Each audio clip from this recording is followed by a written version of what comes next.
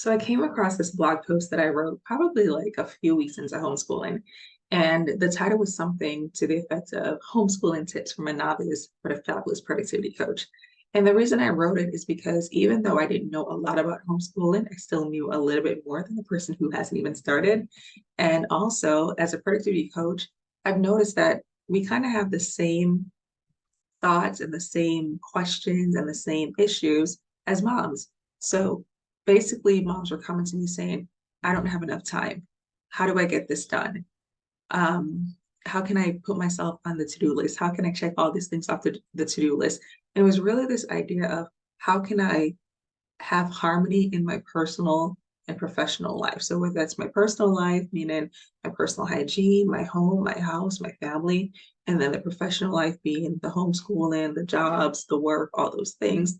I didn't want women to try to figure out balance, like 12 hours of work and then 12 hours of play and sleep. I really wanted it to be this idea of harmony where there was alignment in everything. It was just like this beautiful orchestra, if you will. So I was looking through, and one of the tips that I wrote was, first thing is you want to make sure that you wake up before the kids and try to go to bed after the kids. That way you can get stuff done. So whether it's getting your personal things done that you couldn't do during the day because you were focused on maybe children of different ages or just working on their homeschool task and list, um, or maybe it was working on a business that you have or prepping dinner or prepping work for the next day. That way you're not scrambling trying to figure out what you're supposed to do. Unless maybe I'm the only one who wakes up like, wait, what are we doing today again? Like, what's going on? And then I had some other things like, how do you create this environment that you want to be in it and it's calming and it's soothing? Because when things start to go awry, then at least you have things in place that are common. So if you're someone who likes aromatherapy, then maybe it's like a really nice soothing essential oil or a candle or something really nice, just to kind of set this calming mood. And then another thing I wrote was, get a cup of tea or your favorite beverage if you're a coffee girl, just that warm tea that soothes your soul. And just these really small things that really help to set the mood, set the environment, set the tone of the day. And then the other things in terms of being organized, making sure that you have the pencil that the kids can never find, a clean space, a clean desk, just making sure that things were in order. And as I read this morning, I'm like, whose life is this? Who wrote this? And who was I talking to? Because I don't know the last time that I have put essential oils in a diffuser in my homeschooling space. I do it in the kitchen all the time. But in terms of my homeschooling space, I can't say the last time that I've done that. I don't know the last time that I've lit a candle. Okay, I probably do, but it was more than a month ago, right? And sometimes these tips from these experts sound so amazing, but sometimes they're just so unrealistic. Yes, it's not hard to light a candle, but when you wake up, if you're frantic or flurried or flustered, then you're probably not thinking about a candle or some essential oils, right? But one thing I really do think each of us should have as a homeschool mom or a homeschool dad is a confession. This can be some kind of declaration or affirmation that really anchors you, especially in the hard moments. And then a reason for doing this. Some people call it a mission statement, some people call it a mission, some people call it your why, some people call it um, all these different names. But those are the two things. Like forget the tea, forget the candle, forget all this stuff. They're valuable in the days when you feel like Mary Poppins, but in the real everyday trenches, if you can get to it, that's great. But otherwise, I highly recommend having a confession and having that anchor of your why. And let's break that down.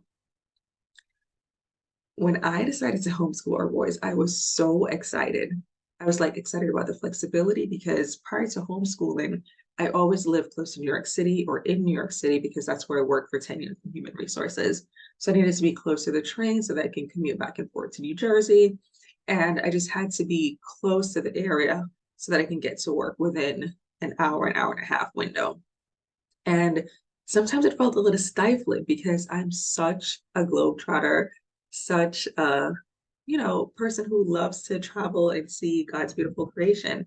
So just having to be in this one place or having to schedule my entire life around work just felt very stifling.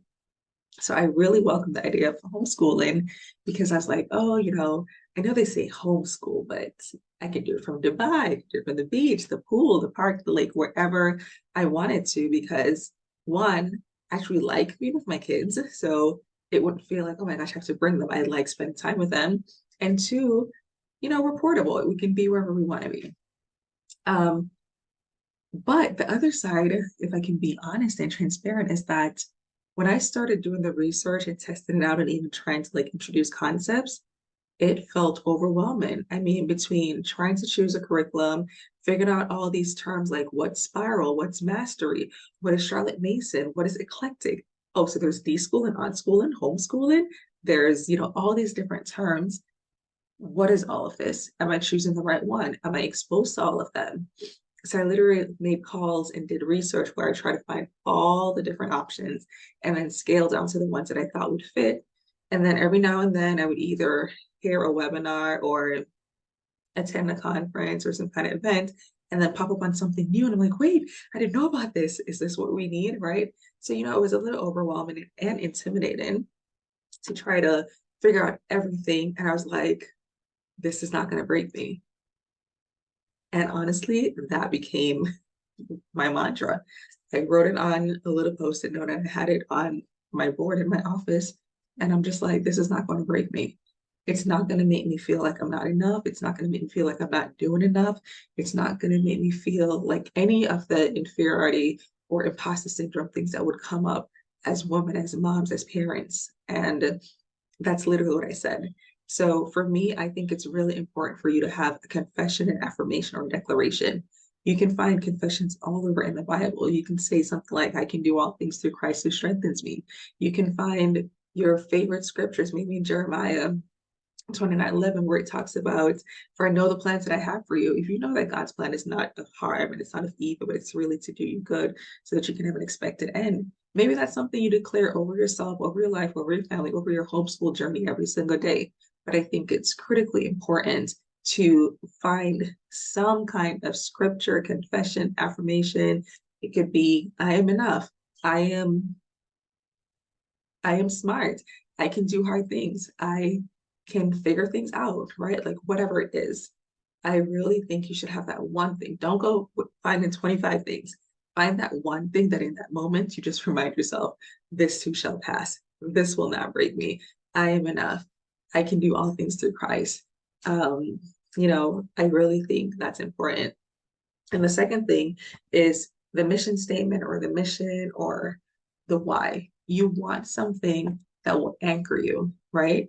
In the days that you're like, why am I doing this? You really need to answer that question. And the answer is your why. Why are you doing this? Is it because you want to spend more time with your children? Is it because you want to manage your education and include things and exclude things that would not happen in a traditional setting? Is it because you're a military family and that's what's best for your family in the moment? Like, what is your reason? Why are you doing this? Is it because you want to give them a Christ-centered education? Is it because you want to incorporate more theater and arts and sports that would not be possible with their commitment in a traditional setting? Whatever your reason is, you need to remember that and go back to that. Have that as an anchor, because there will be days when you're like, did I make the right decision? Because I don't think people think of the long term, like, wait, so K through 12, this is what I'm doing, right? We may think, oh, we'll do it and then we'll see and we'll test it out. But a lot of times when you start homeschooling, it's actually harder to go back into a traditional setting because kids get this individualized attention and learning plan where maybe they're 2 years ahead in reading and maybe 1 year behind in math and right on track for science, if you're even thinking about comparing what the school is doing. Maybe you've gone so far off that you don't even check, and that's fine too. So definitely think about your why. Why are you doing this? Why does it matter? Why were you convinced that this was a thing to do? Because in your clear head, you decided that you're going to either become a one income family or go to a part-time job or to a side business or passion project, or take all of that away and only focus on homeschooling. So there's a reason you did that. momentarily insanity is not the answer. There's a deeper reason and a deeper calling. So you need to be able to go back to that. Maybe if you're a visual person, that's something you put on some kind of board where you can see it all the time, or you print it out nice and pretty and you put it in a frame, or you have it on your phone. It could be your desktop background, it could be your phone background, but it's something you don't want to scramble and look for. It's something you want to be reminded of, even in the times when things are going well. And it's something you want to have quick access to in those other moments. So honestly speaking, like I said, this will not break me was my prayer. And my prayer was just that I would emerge stronger, that I'll be more patient, and that I'd be closer to my boys.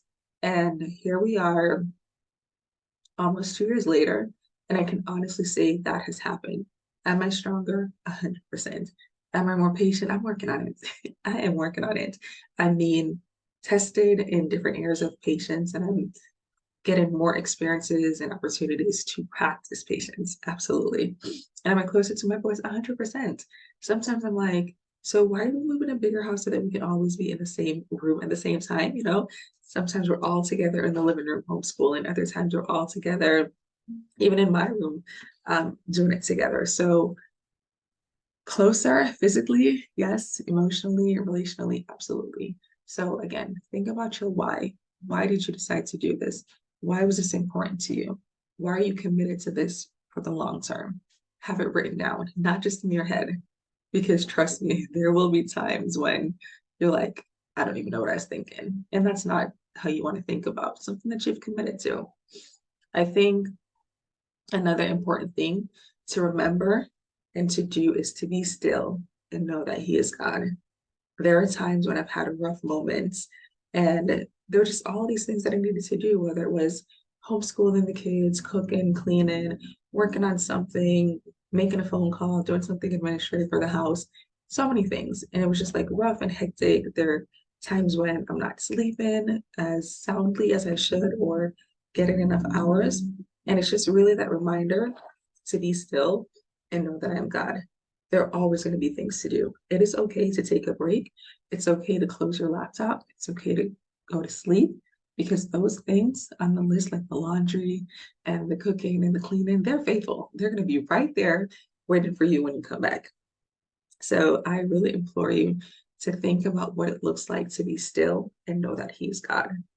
What does it mean to be still? Not just to be physically still, but to be so calm and peaceful in your mind that God can actually allow thoughts to pass through. To be so still that you're not running around frantic, unable to think through strategically how to make something happen.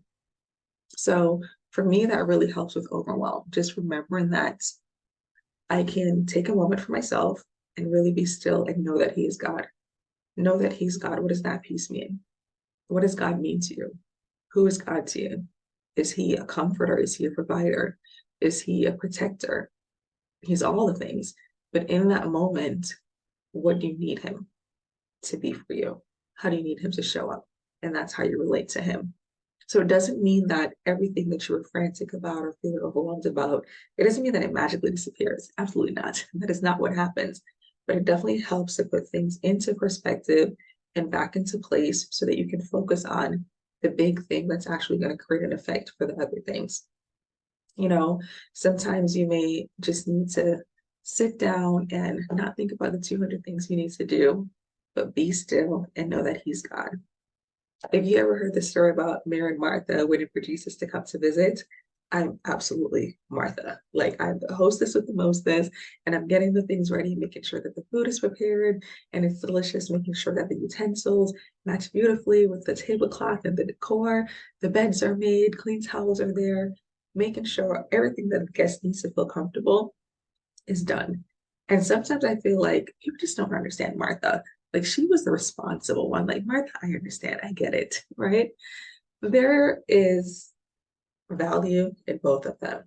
There's beauty in having that Mary spirit in a Martha world. We live in a Martha world of the craze and the movement and the fast-paced rat race.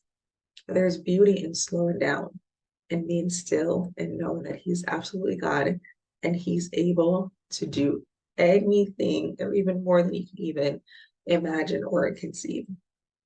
So again, there's always going to be something to do. There's something that's going to need to be repaired, someone to call, someone to email, someone to check up on, someone to follow up with. But really, if you can make time for what matters, those still moments, making sure that in the moment when you feel yourself getting stressed and overwhelmed and frustrated, that you just remember that God is saying, be still, my child, be still, and know that I am God. And when you know that your God is powerful, that he can do the impossible, that he loves you, that he wants the best for you, and that he has a plan for your future that ends beautifully to the part that you could not even conceive it, there's no need to stress. There's no need to worry. There's no need to feel overwhelmed or anxious because you have a God who's bigger than your problems. So my simple advice for you is to sit your tail down and think and rest, right? In short, be still and know that I am God. Be still and know that he is God. All right, so that's your homework. Be still, take 5 minutes after this and just be still. Be still and know that I am God.